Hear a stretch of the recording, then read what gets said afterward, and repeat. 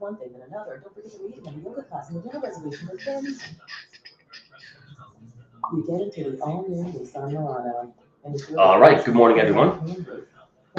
Hope you all had a good weekend. Happy St. Patrick's Day. Try to save the guests until the end of the close. I think it's a generally good rule of thumb. But all right, good morning, good morning, Mirza, good morning, Mandy. All right, guys, let me I got an echo. Let me get rid of my echo. There we go.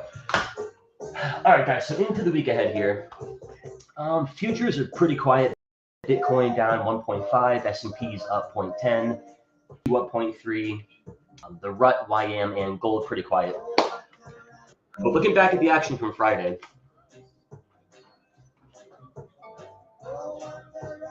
the mic sounds a bit off. All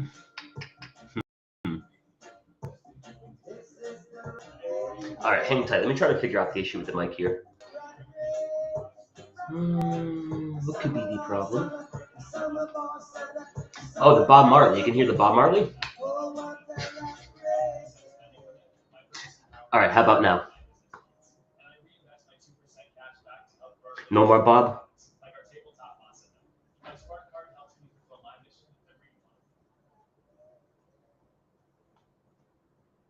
Anything now? I turned it off. Yeah, interesting. You guys usually can't hear it. Good to go now? All right. We'll keep Bob quiet for the time being. But all right, guys. So looking back at the action from Friday, I think it might have been the S&P's strongest day all year. Couple little baby signs of a short-term reversal. So let's jump over to NVIDIA real quick. And I think in terms of signs of a short-term reversal, NVIDIA might be a really good template here. So back on Tuesday of last week, you get a fresh low for NVIDIA around 105-ish. And now on that recent pullback, that becomes your low candle.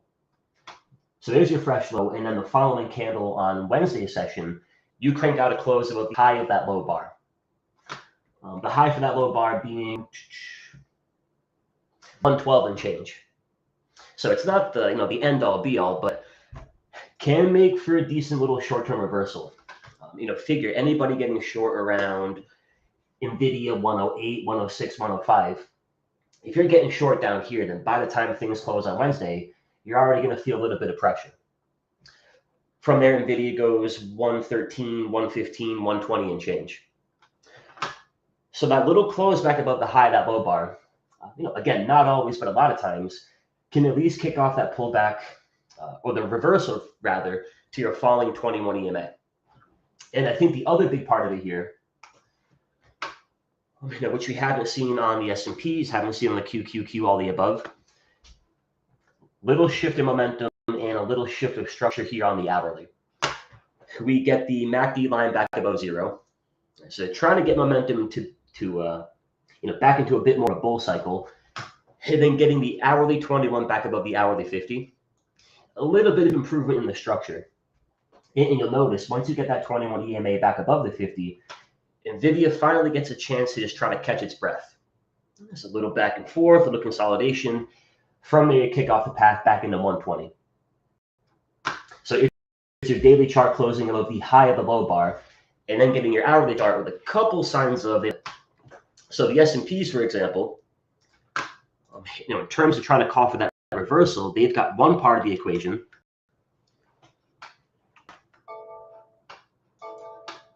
Fresh low on Thursday around 55.04. And then for Friday's candle, you close above the high of that low bar.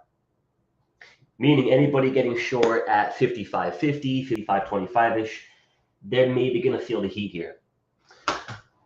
So that can give the bulls a little something to work with. And then the hourly chart here, we haven't gotten that shift just yet. You do get a little turn in momentum, so they're trying here. But if they could get that 21 back above the 50, I think they got a chance at a pretty decent short squeeze. So the over-under level I'm going to give you on the SPX is 56.65. They get it and keep it above that 56.65. Then they get that 21 back above the 50. They get some fresh 5-minute buy signals, 15-minute, 30-minute. Then I think you jump in, you're trying to find a spot to buy it. Right? You could buy it on a pullback to 15-minute 21 EMA. You could buy it on a 5-minute, 15-minute, 30-minute squeeze. But I do think you hold off until you get better signs of, they're actually trying to take it out of the hourly downtrend. They pop into a falling 21. They pop into a falling 50. I don't think enough of a shift. If they can get it a bit more like the NVIDIA, right? Momentum turn, 21 back above the 50. They hold the support. Easier for things to go higher in the short term. So 56.65 on the S&Ps. Sounds like I'm on mic, really?